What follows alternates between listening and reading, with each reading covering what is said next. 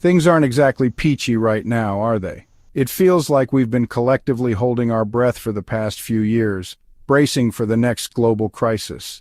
The truth is, the aftershocks of COVID-19 are still rippling through the global supply chain like a bad case of gastro after a dodgy Vindaloo. Add to that a dash of war in Ukraine, a sprinkle of climate change-induced crop failures, and you've got yourself a recipe for, well, disaster. The World Food Program estimates that over 345 million people are facing acute food insecurity. To put that in perspective, that's roughly the entire population of the United States, Germany, and Canada combined, all staring into an empty pantry. So what's driving this impending food shortage frenzy? Well, buckle up, Buttercup, because we're about to take a deep dive into the top 10 essential items that might soon be vanishing from your local supermarket shelves faster than a politician's promise during an election year. Let's start with the big one. Wheat, the backbone of bread, the foundation of pasta, the unsung hero of cakes, biscuits, and countless other culinary delights. It's the staple food for over 2.5 billion people worldwide, which is a lot of mouths to feed. You see, Ukraine and Russia, those two countries currently engaged in a geopolitical tango of the highest stakes, just happen to be two of the world's biggest wheat exporters. Combined, they account for nearly a third of global wheat exports. But with the ongoing conflict disrupting planting, harvesting, and shipping, well, let's just say the global wheat supply is feeling a bit, shall we say, inadequate. This shortage is already having a domino effect on countries that rely heavily on imported wheat, particularly in the Middle East and Africa. And it's not just bread that's at stake. Wheat is also a key ingredient in animal feed, so expect the price of meat and dairy to skyrocket as well. So the next time you're casually strolling past the bakery aisle, spare a thought for the humble wheat grain and the precarious state of global food security. Now, let's move on to another kitchen staple that's about to get a whole lot more precious cooking oil. Whether you're a deep-fried devotee or a stir-fry enthusiast, chances are you go through a fair bit of the oily stuff. But just like your favorite pair of jeans after one too many trips to the all-you-can-eat buffet, the global supply of cooking oil is starting to feel the strain.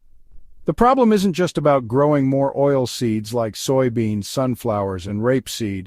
It's about a perfect storm of factors conspiring to squeeze the life out of the cooking oil industry. Ukraine is the world's largest exporter of sunflower oil, and with its ports blockaded, well, that's a lot of sunflower oil stuck in limbo. Then you've got climate change throwing its usual tantrum with droughts and heat waves wilting crops faster than a politician's morals in the face of a juicy lobbying opportunity. And let's not forget about the ever-increasing demand for biofuels, which are competing with food crops for land and resources. Okay, so we've covered the staples, the building blocks of your average meal. But what about the good stuff, the vitamins, the minerals, the fiber-rich goodness that keeps your digestive system humming along like a well-oiled, or should I say, increasingly less oiled machine? I'm talking, of course, about fruits and vegetables. Thanks to our old friend climate change, the once predictable world of fruit and vegetable production is looking about as stable as a Jenga tower built by a toddler on a roller coaster. From scorching heat waves in Spain decimating tomato crops to devastating floods in Pakistan washing away fields of cotton, yes, cotton is technically a fruit, who knew? Mother Nature seems to be having a bit of a meltdown, and who can blame her? We've been treating the planet like a bottomless garbage bin for far too long, and now she's serving us up a heaping plate of consequences. Now, let's talk about meat.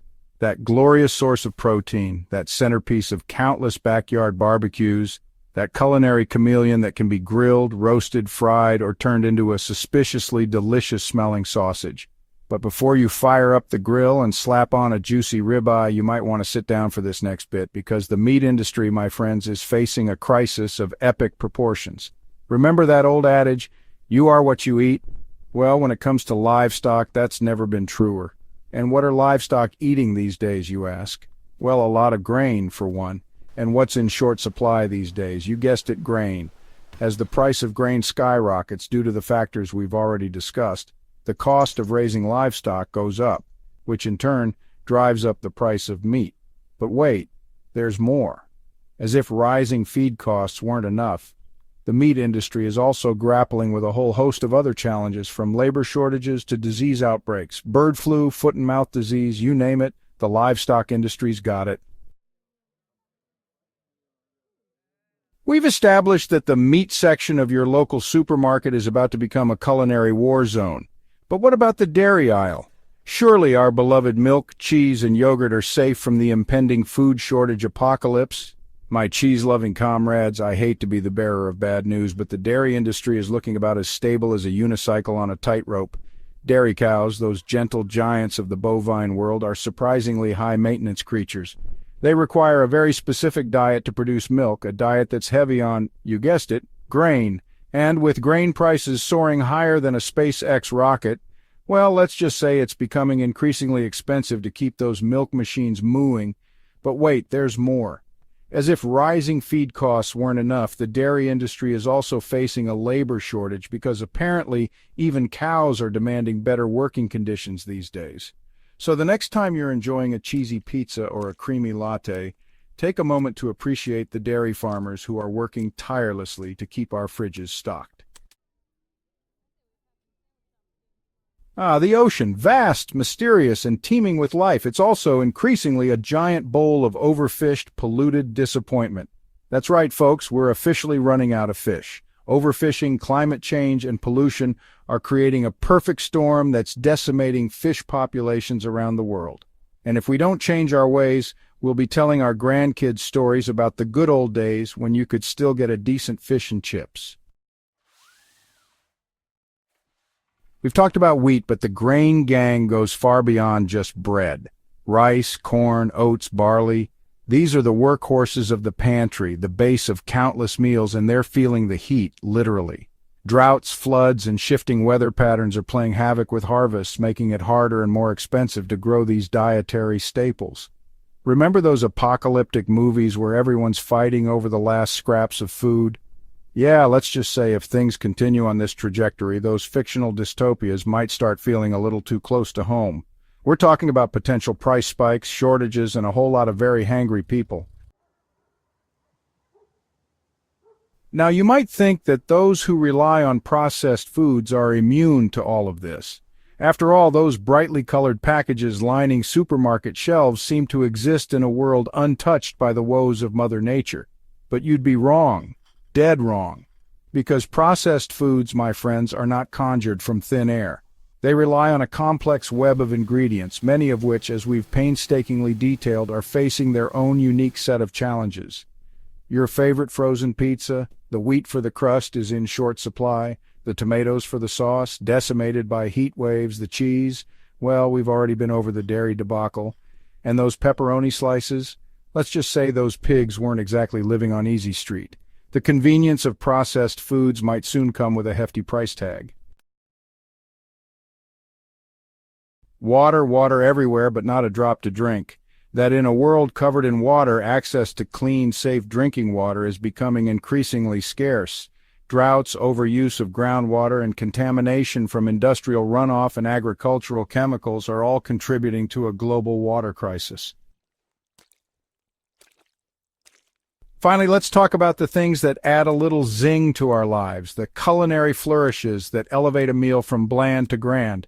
Spices and herbs, those fragrant wonders of the plant world, are facing their own set of challenges, from climate change to political instability.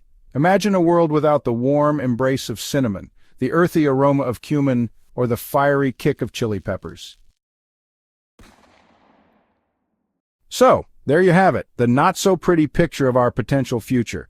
Empty shelves, rising prices, and a whole lot of uncomfortable conversations about who gets to eat and what. But before you start stockpiling canned goods and building a bunker in your backyard, take a deep breath. There's still time to change course. The first step is awareness. We need to understand the challenges we're facing and start demanding better from our leaders and from ourselves. We need to support sustainable farming practices, reduce food waste, and find ways to consume more responsibly. The future of food is in our hands. Let's make sure it's a future where everyone has enough to eat.